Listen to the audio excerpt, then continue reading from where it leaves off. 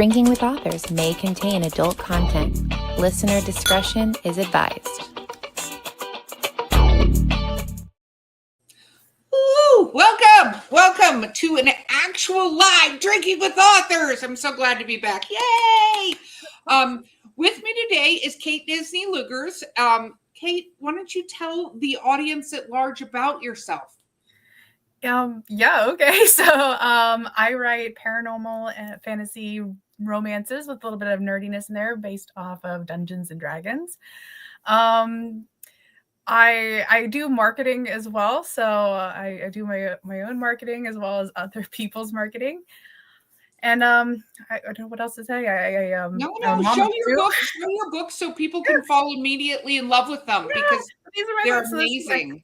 Yeah, I have a Dungeons and Dragons theme where they play a Dungeons and Dragons style game and fall in love. And then I have my whole complete series, Magic, Love, and Mischief. There are 4 books out now. And it's set in a magical antique shop.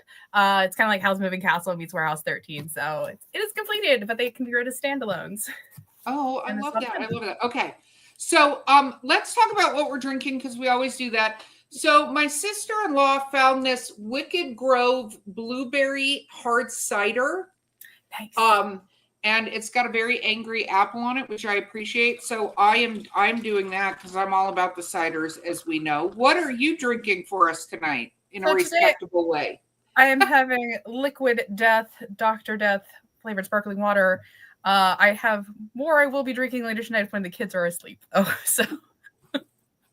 I love that. Okay, so we're going to talk about books, but I have got to ask because there's a little shitstorm happening right now that people are jokingly calling the Fire Fest of romantic book festivals. So do you want to give a little backstory so that those watching and stuff go, huh? So what happened?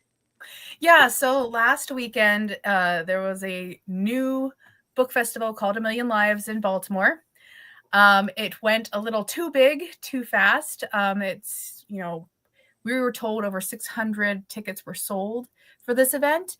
I think collectively over a 2-day weekend, maybe 100 people showed up, if that. Wow. There were more authors and vendors there than there were attendees. There was no decorations, no signage, and no check-in process. I literally walked in. The organizer was right there, and she directed me to the elevator.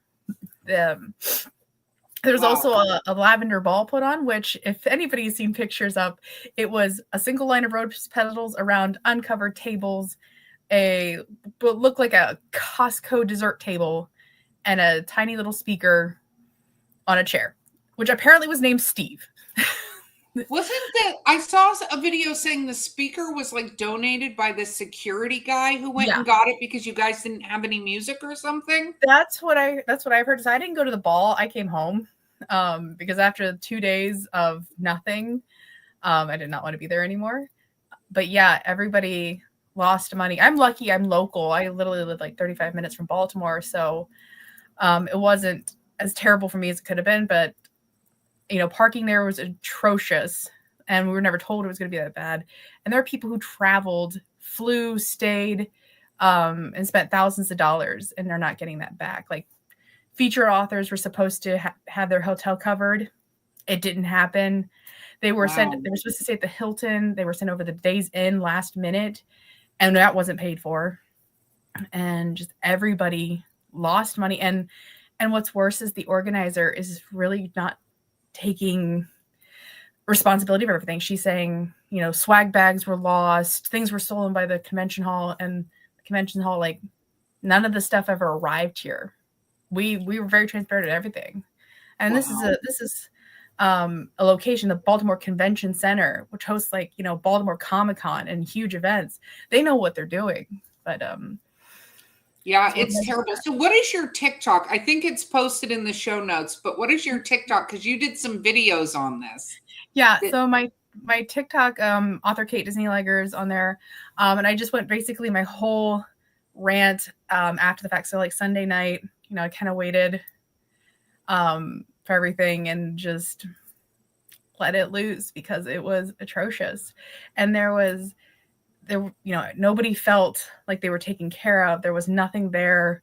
There's supposed to be music and there was nothing, and nobody had really good sales at all. I know plenty of people who didn't even make table. That was pretty much across the board. Yeah. Yeah. And now we're fighting to get the just refunds for our table fees back. Wow. No, that's terrible. But at the same time, I can say this is that if you're an author and looking, it's so easy to get drawn in by what seems the magic. But if it's a first time festival, it should be small. That's my advice out there, is like, it should be a smaller festival, lower cost, because they've got to gauge what the interest is. Obviously they had author interest, but the fact that they only sold 100 tickets, like, no. Oh, and she's still saying there was 600 tickets sold and only like 100 and some showed up. It's like nobody's spending that money and not using it. Not in this economy. No, not in this economy. And guess what? Then where is all the money back to the authors then? If you sold 600 tickets, it should happen. Oh my gosh. It's people are fighting people are fighting just to get the bare minimum back. And luckily, all of the authors are banded together to help each other out. People who have seen this stuff happening are rallying around authors, wanting to buy their books, wanting to help in any way they can. So the silver lining of this is that this bookish community has come together to help. And we should do a shout out. So there's an organization that's listing, what is the name of it that's listing all the books? It's called Indie Author Connect. And they have a full page for 1,000,000 Lives Recovery. It has all the authors and vendors who attended. It has all their links to their websites or how to buy their books directly and buy their stuff directly. So Indie Author Connect. Indie Author Connect. No, definitely check that out to go support all of these authors that went through. It's a nightmare. It's just like, I can't even imagine. I would have been in such a blackout rage. I don't know that I would have been able to control myself from me. Yeah. Like I would have been like, Hulk smash her. Yeah. It was one of those where I sat, like, especially Friday, because there was a full day on Friday. And I sat there and I did mostly just was reading more than anything else. And, then day 2 was actually shorter. It went till like 3:00 so she could set up for the ball. I don't know what she set up exactly, but and then there was also panels where nobody knew where they were. There was no signage. There was no chairs in some of the panels. Wow. So like the panelists were sitting on the floor. Most people didn't even know where they were. There was conflicting time. Like nobody knew the times or anything. You guys as authors should get together and do a short story collection. I'm not kidding, because you guys could all write amazing romantic-y stories from this around a failed convention and how people found romance, or romance for one night. I think that could be such a fun thing. I'm just throwing that out there as an idea. I think that could be amazing and kind of cathartic to allow you guys to like express some of the frustration that happened there. For sure. Yeah. Creative outlet, right? Oh my gosh, do we always need that? So let's do this Scooby-Doo Wayback Machine and talk about. So where did you sort of get the desire to do writing? Like, where did that genesis come from? Yeah, I think my origin story is very similar to others in that I've always been writing. Like as a kid, I started writing. It was one of those like, I want to be a writer and a veterinarian at like 2nd grade kind of thing. We all wanted to be a vet at some stage. And then I know writers that are vets. So that's actually very funny. it was not one of them. I eventually went to, I want to be a writer and a historian. And I got my degree in history, but I'm not doing anything with that now. But no, it was one of those things where I kept writing through the years. I did like RP writing with my friends where you did like this whole chat board of different characters. And then I kind of fell out of it for a few years. And then fan fiction. I got into writing Star Wars fan fiction. There are so many writers that start with fan fiction, and I don't think people realize how much that is, and also that helps grow the writing thing, because if you're not 100% sure where to go with the character, you already have the world, you already have some of the characters, so you're able to sculpt and start doing your own world building without having to start from scratch.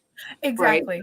Yeah, and I mean, I wrote fan fiction pretty young. I was like 11 years old writing Gundam Wing fan fiction at my grandma's house. And then I like have some of that. Is it amazing? Have you reread it? Are you like, this is the best? Oh no, it is lost to the void, and it's probably super cringe. So I hope it just stays lost out there and I never see it again, but it is out there somewhere archived on the internet, I'm sure. Oh, so later on, as you continue to grow in popularity, people are going to find it for you. Show up at conventions and be like, will you sign this? And you'll be like, where did you find this? Burn all the servers. No, if you can find my Gundam Wing fan fiction from 2000, please print it out and bring it to me. I will sign the hell out of it, please. I love that. So I do. I found one of my stories. I was going through some old folders and stuff when we moved, and I found a story that I had written apparently when I was like 10 or 11 that started with, it was a dark, stormy night. I feel like that's all I need to say. And it was printed out on the dot matrix paper, you know, that used to run and then fold. And I'm like, oh, this is one for the ages. One for the ages. We'll just save that. I love it. I love it. Okay, so you do fan fiction. Then how does this journey progress? Where do we go from there? Well, so I started reading fan fiction after the sequel trilogy came out. Well, the first one, Force Awakens, and I started reading fan fiction that way. And I'm like, this is fun. I want to do my own. And so I started writing a Reylo fan fiction. Ooh, I love that.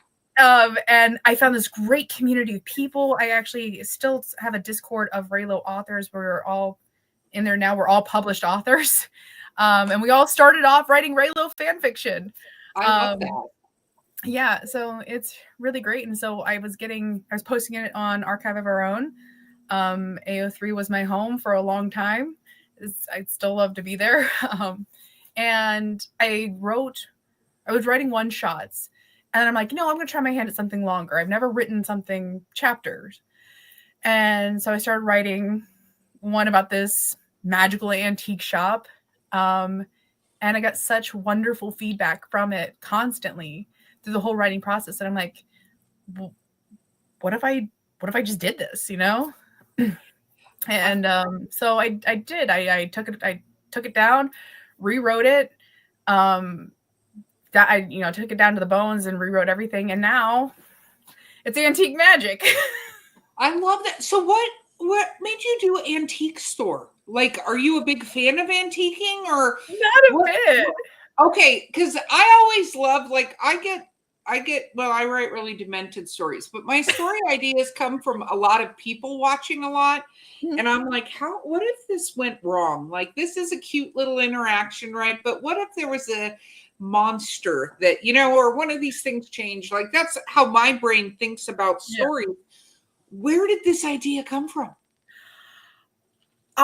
So I love Warehouse 13. It was shown Sci-Fi in the early 2000s. Fantastic show. But I also love watching Howl's Moving Castle and I don't know, just my ideas come from dreams, as corny as it is. I have a dream and I'm like, oh shit, that's awesome. Let me go take some notes. And it just kind of grows from there. And that's kind of what happened. And I thought hey, what if there was this magical antique shop and then everything in it was catered to the magical community. And then you have little objects in this that are magical in themselves. So there are antiques, but they're magical. One of the things I have in antique magic is it's Ernest Hemingway's typewriter. Now, it's so old now and the magic's starting to fade that all it does is type profanities. I love that so much because that sounds like something I would own. Right?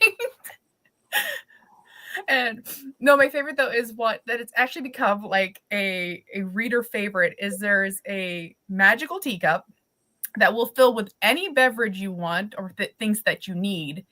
and it just constantly refills until you turn it over. Oh, so wow. It's usually most of the time is full of booze. Occasionally we'll actually have tea, but it's I have no idea what that. I would wish this magical cup would continue to fill with booze. That would be that would make my life so much easier, truly easier. So let's talk a little bit about the fans, because you now have a complete series out, right? So what was it like to have that first true fan interaction with the book? So what was the first fan interaction? Do tell. So the first fan interaction I had was actually AwesomeCon, or not AwesomeCon, but GalaxyCon 2023 in Richmond. So I had some really weird moment, like weird good. And that was I think I had Antique Magic and Blood Magic were out at the time. Blood Magic had just come out when I went to GalaxyCon. It was my first event, because of course I started big with GalaxyCon Richmond. Yeah, definitely the way to go. A gigantic convention for your first time being out there. Luckily, I did it with a pop-up bookshop with actually other Four Horsemen writers. So honestly, I've met some of my best friends doing that. Shout out to Leslie Summers and Mama Janice, two of my most absolute favorite people in the world. And that was actually how we met at the 2023 GalaxyCon Richmond. And so I had a couple interactions with people. Somebody's like, "Oh, I saw this book on TikTok." Oh, fuck, you saw this on TikTok? Who's seeing anything of mine on TikTok? And then I had somebody come up and she's like, "Oh, this book sounds really cool." And then she's like, "Did you write it?" And I'm like, "Yeah." And I swear to God, this woman jumped back and screeched. She's like, "I've never met an author before." And then she wanted to get a picture with me and she posted it on her Instagram. And I'm like, "Why do you want a picture with me? I'm a gremlin." That is not true. Not true. But I think a lot of people, day 3 of a con, you feel like a gremlin. Well, the thing is I think people underestimate the flip side of this. It's such an introverted kind of thing, writing books most of the time. Not that you don't get a community, and you're talking about community, which is amazing, but I think that we are so excited when somebody likes our work. I think most authors don't walk in going, "Everybody loves me," whatever. It's when somebody comes up and goes, "Oh my God, you're blah, blah," and gets excited to meet you. And then my next question for you is going to talk about when people bring up parts of your story to you. So I think we underestimate how big of a deal it is, because guess what? You wrote you've written more than an entire book, but those people that wrote an entire book, that is ginormous, right? And so your fans get excited for that, which is weird for us because we're like, what? I showed up today. Right. So what about the first time somebody brought up your parts of your book to you? What was that like? I actually had somebody come up to me. Actually, it was last year's GalaxyCon Richmond. They're like, I saw that you were going to be here and I had to come see you because I loved your first book and I wanted to get the rest of them. Like, specifically got tickets because she knew I was going to be there. That is amazing. That is such an amazing experience, isn't it? I sat there and I talked to her and her husband for a little bit, and then they walked away, and I had to take a moment because I went and sat down and cried. Because I was just so overwhelmed that somebody wanted to come get my books and see me, that they would buy a ticket to a large con for it. Of course they would. The books are amazing.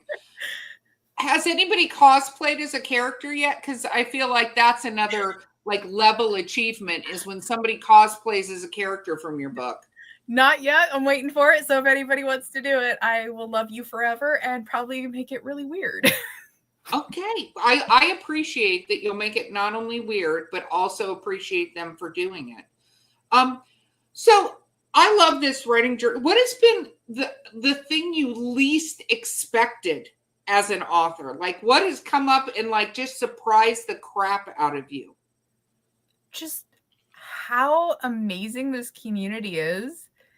like when you are an author, it feels very insular. You feel very like an island a lot of times, but then you get out there and everybody's wonderful. We're all trying to hype each other. We're all trying to, boost each other up. I have found family in this book community by writing. People who have been with me through hard times when I'm just like, I'm feeling so down on myself. And, especially like somebody like Leslie, I'm like, I hit a wall. I don't want to do this anymore. And she'll talk me off the ledge. She'll help me through. She has definitely had more than a few late night conversations with me wanting to like hurl my laptop out the window kind of thing. So yes. And I want to just prop their books because their book series is amazing too. I absolutely love their books. I think I have actually book 2 sitting right here.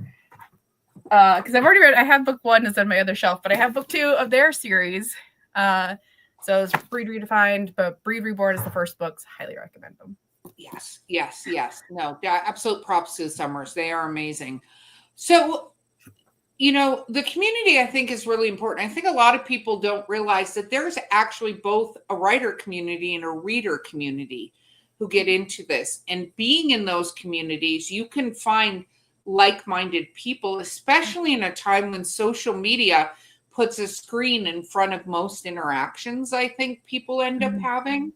So, what has been the weirdest event or weirdest thing you've had happen since you've become a writer?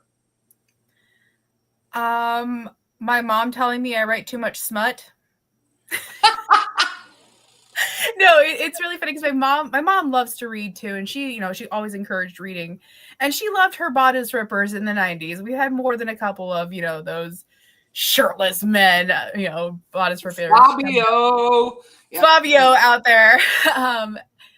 But that's not her thing, is really reading the really smutty stuff. And so she started reading my books. My mom's like a big supporter, and she's like, after my second book came out, she's like, I really love your books, but you write too much smut. And she says this jokingly.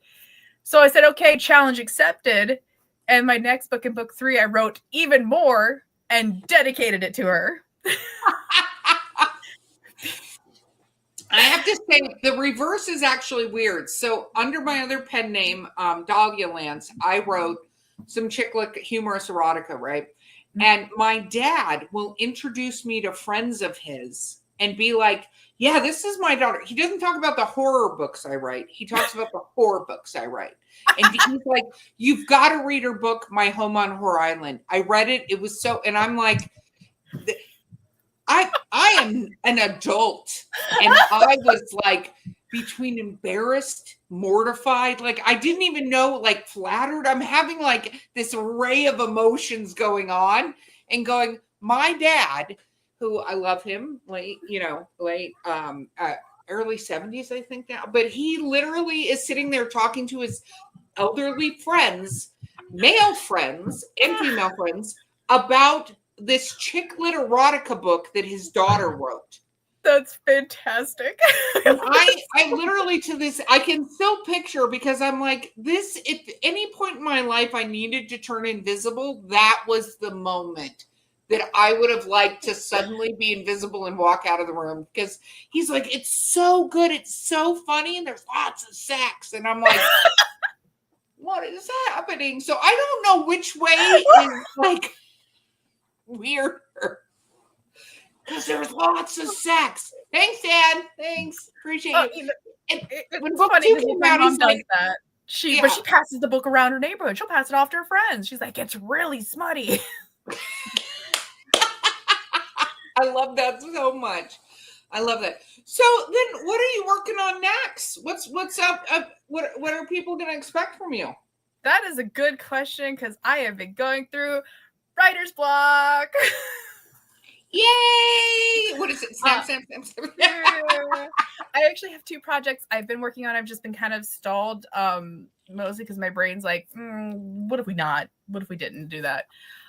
So I have my first actual full romantasy story I'm working on. It's going to be a duology. I'm like 75% through.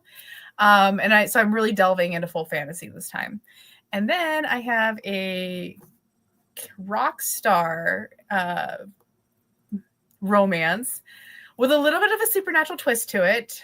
That's very heavily influenced by the music of Sleep Token, as if I was not already representing them today. Musician inspired that? Because there it is, right there.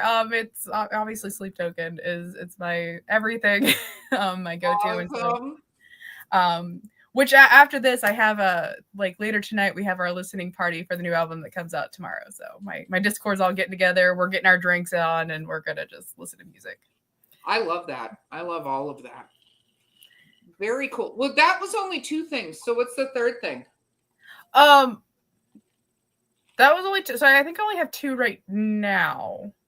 For now, I started having another idea the other night, but I haven't developed it yet. So we're gonna. I don't want to jinx it because I finally got to writing again. No, I love it. Don't jinx it. I have so many voice memos in my phone that I have had my husband and my best friend swear that if I was to ever be arrested for any sort of violent, I don't commit violent crimes, but I'm like, if I am ever arrested, I need you to explain that I'm a writer. I need you to walk into the police station first thing and go, before you assume anything, here's some of her books. She is a writer. Because if you listen to these notes, I leave myself up story ideas because I get them at weird times, and I'll just be like, somebody kills people and buries them under trees and then puts their initial on the tree. Thanks. And like, this is going to happen to me. I already know it's going to happen. I'm going to write a book and they're going to be like, this is exactly how this murder went down. And I would love to be like, no, I'm a writer. And then I heard these podcasts of these 2 writers who then wrote how they were going to kill their husband, published a book, and then killed their husband that way. And I'm like, I'm screwed. That is no longer an alibi. You are not allowed to die violently because I'm going to be in so much trouble. Just hope there's no serial killers near you, because I feel like you're going to be the first. And now serial killers are going to be like, you know what I need to do is just read Erica's short stories because that'll just give me some terrifying. So, what do you like to read? You were talking about reading. What do you like to? Because there's some books behind you, like a couple. Yeah, just a couple. That's just some of them. There's more here, and then I have a whole library section downstairs in my house. So my husband's like, when are you gonna get rid of some of these books? And I'm like, I'll probably get rid of you first before I do the books. It doesn't help that I do super part-time at a bookstore or do their social media, which means employee discount. Yay! That's the best thing in the entire world is employee discount. It's dangerous because we have new and also pre-owned books too. So those are already priced lower, and then I get 40% off of used books. So suddenly I have a stack coming home and I don't know where it came from. Yeah, I do the Erie Travels podcast with Mark Muncy. He does volunteer work. Do you see the quotations that I'm doing? Volunteer work at a library, like Friends of the Library bookstore. So people come in and donate their books. And every time he's in there, he sends me pictures. He's like, do you want this? Do you want this? And I'm like, and my husband is like, where are you going to put all of this? And I'm like, I will find a place for it, because every time I'm like, yes, I need that. Thank you. Oh, it gets worse because it's they're booksellers. They get advanced listener copies on Libro FM every month. Oh, wow. So we don't even talk about my audiobooks. It's out of hand. Wow. That is awesome, though. Yeah. And I totally support Libro FM. It is way better than Audible because you support indie bookstores. You're buying direct. No, and here's the thing. Buy direct from authors' websites, buy from their publisher, buy from indie bookstores, support them. There are so many ways. In most indie bookstores, unless people are super self-published, can order the books. They can get them in, and it supports them. So do that. 100%. It has been my personal mission since I started working at this bookstore 2 years ago to fill it with as much indie authors and local authors as I can. And if it's on Ingram, we can get it. Yeah. So I've been stocking it. And because this bookstore, it's an indie bookstore, it's woman owned, It's very like it's a safe space, an LGBTQ plus friendly place. We got it all, and I'm just keep bringing in more people. So, What is the name of the bookstore? You haven't shouted it out. oh yeah, totally. The Last Word. There is one in Mount Airy and one at Savage Mill in Maryland. And it is truly wonderful. Like I said, it's woman owned. It's like such a safe place. I also run Dungeons and Dragons games out of it too. So for new players, so we keep it nerdy and keep it flirty. I love that. So let's talk a little bit about your D&D romance. What inspired that one? Love Across That Tabletop. Love Across Tabletop. So a couple years ago, my old DM, when I lived in California for a long time, and that's where I started playing Dungeons and Dragons at a game store called Isle of Gamers, which is also woman owned. So I was very spoiled because the owner, Anna, suffers absolutely no fools and does not allow any harassment, and she will boot you. And I met this wonderful group of people there. I got sat down at their table and stayed with them for 2 years till I literally moved across the country. They are my family. And the DM for this group, her name is Elle Stewart. She's also a writer. She came up with this idea like, what if we wrote D&D romances? I'm like, hell yeah, let's write some D&D romances.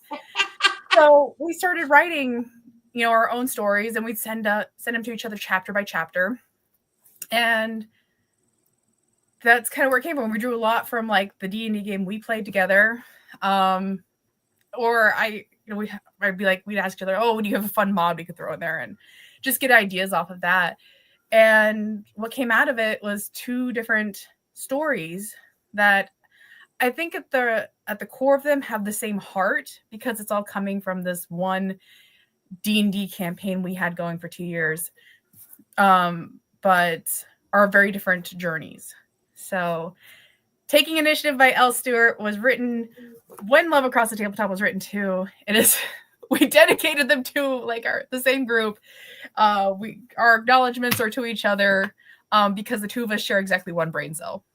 I love that so much. And I love that also ties into the community thing, because regardless of where inspiration comes from, if you can support each other, because I always say that we forget that readers like can consume that book in 1 to 2 days. Yeah. Like, you spend 6 months, a year writing a book, and they're like, okay, next.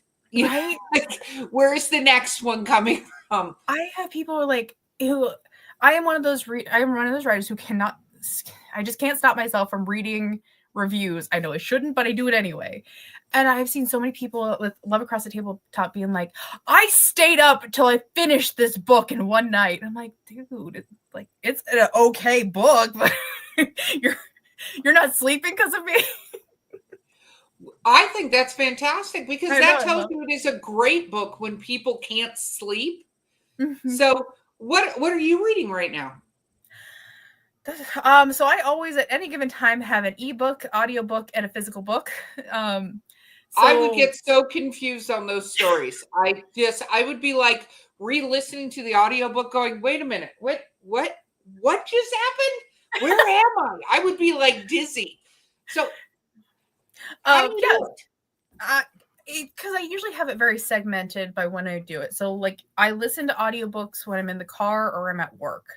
So like right now I just finished listening to For Whom the Bells Toll. It is based off the TikTok skit. So it's like based in hell or like the afterlife kind of thing, and she runs the help desk. It's based off the TikTok sketch that's been going on. It's a prequel to that. It's smutty, it's adventurous, it's very sweet, it's very sad, it's very uplifting. Fantastic voice cast. It's dual narration. Oh man, that can elevate a good book even higher. So yeah, I have that's what I literally just finished that this week. And then my ebook is The Artist and the Orc, which is the 10th book in the Orc Sworn series by Finley Finn. I am such a huge fan. Awesome. They are monster smut, and I'm here for it. I love that. Okay. And what is the physical book? The physical book, am I reading right now? Oh, geez. I've just forgotten the name of it. I appreciate that because, I haven't been putting you on the spot for the last 35 Yeah. minutes. Anymore. I can look it up because I have my, it's Written in the Waters. It's actually a memoir, which is, so I don't just read romance. I do branch out a little bit, but it is a memoir about the author had a national Nat Geo fellowship, and she was working with this organization of like Black divers who would go to catalog and dive down to sunken slave ships. Wow. Something that's really not, I feel, discussed or examined more by the wider archaeological community. So this whole like organization that does this, and it was talking about her experiences doing this kind of work, and also just like kind of her memoir of finding herself doing this kind of work and who she was or who she is. So it's really interesting. Wow. No, I love biographies. Biographies are one of my favorite genres to read because I think getting a glimpse of life experiences, especially of both famous, I love famous biographies, but not famous because there's so many aspects that you don't necessarily get to experience yourself or see on even scrolling through, what I call dead scrolling through like TikTok and Instagram. You don't necessarily get to see as much as something like that being discussed. Right. And I think what I enjoy about this book a lot is because the author is a woman of color. That's not something I can relate to. This is not my world experience, and that's giving me a chance to see somebody's journey through a lens I can never see through. So it's really wonderful because it's about, it's obviously about the history and the archaeology and uncovering a history that's been lost, but it's also a journey as trying to find her own personal history and her own ancestry as well, and kind of finding her place in the greater world. Now that sounds awesome. That sounds amazing.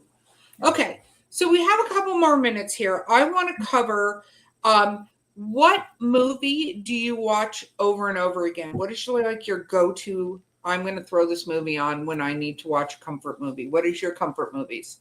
I have two. Okay. Because I had my favorite movie. It's been my favorite movie for probably nearly 20 years and has been slowly being overtaken by a new one. So that first one is The Mummy, starring Brendan Fraser and Rachel Weisz. Oh, everybody's so hot in that movie, and it is just such a fun romp. Agreed.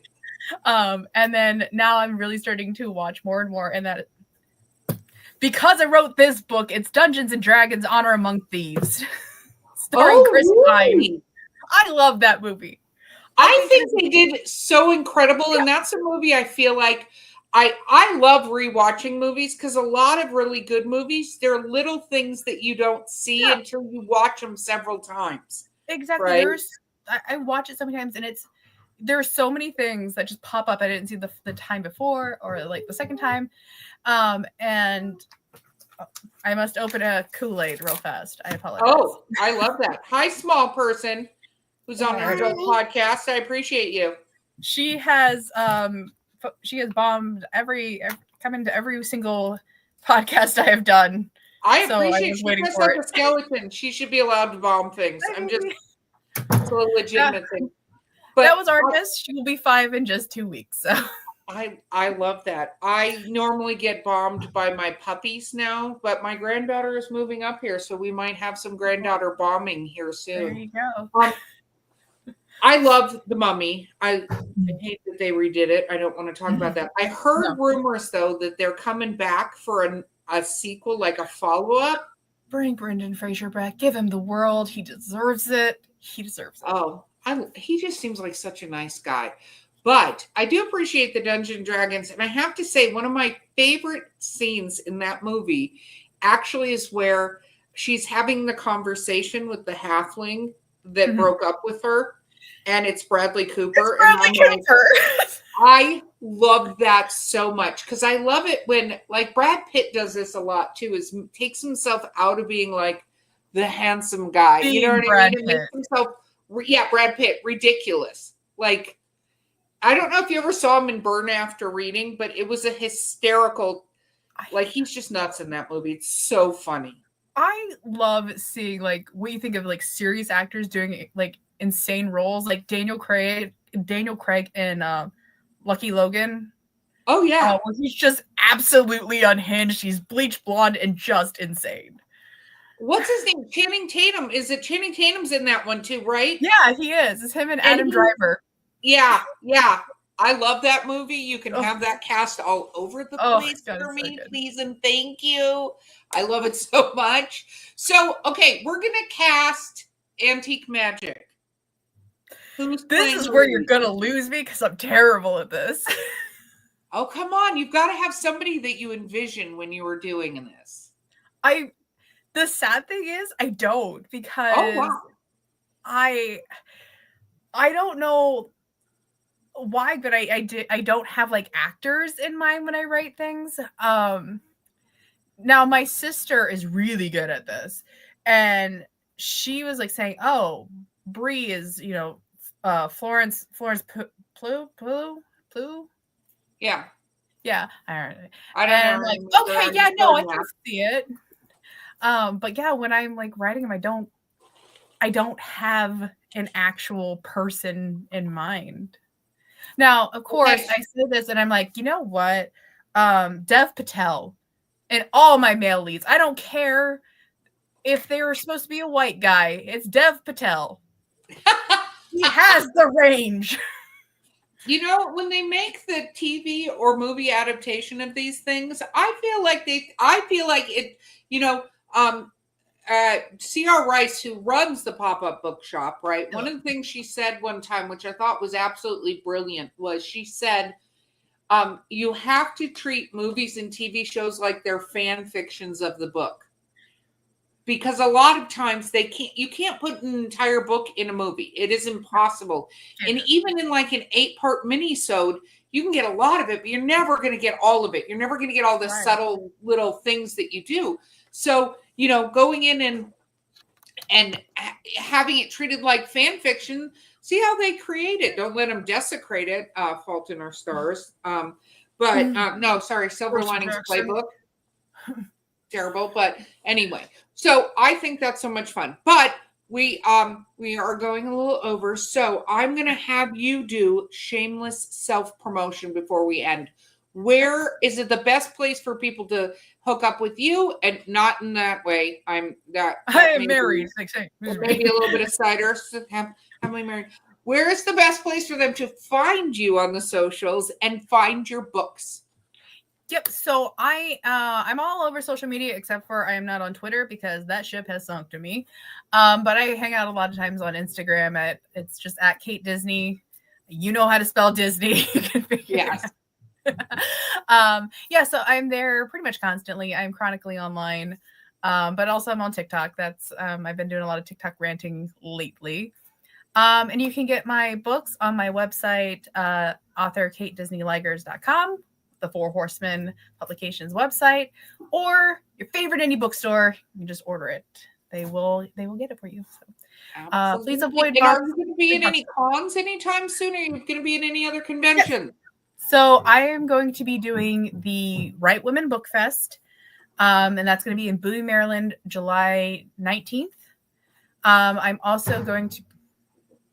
There is door slamming. I'm also going to be doing. At this point, Once Upon a Con, that's also in Maryland, National Harbor in August. And what else am I saying? The Book Fair at Bel Air, also in August, and that's going to be in Bel Air, Maryland at the Armory. It's the second year. Last year was amazing. Like, I sold out of Antique Magic in 45 minutes of a 4-hour event. So check it out. And I will be finishing the year out at the Maryland Renaissance Festival during Romance Weekend at the Author's Lair at Page After Page. Wonderful, wonderful. So absolutely check out all of her books. They're thoroughly amazing. Thank you so much for being here. I appreciate it. I'm so glad you're back for our inaugural. I can never say that word. Inaugural. Anyway, Drinking with Authors. And don't forget to subscribe, check out all of the links to finding Kait in our show notes. And we will see you next time. Thanks for having me.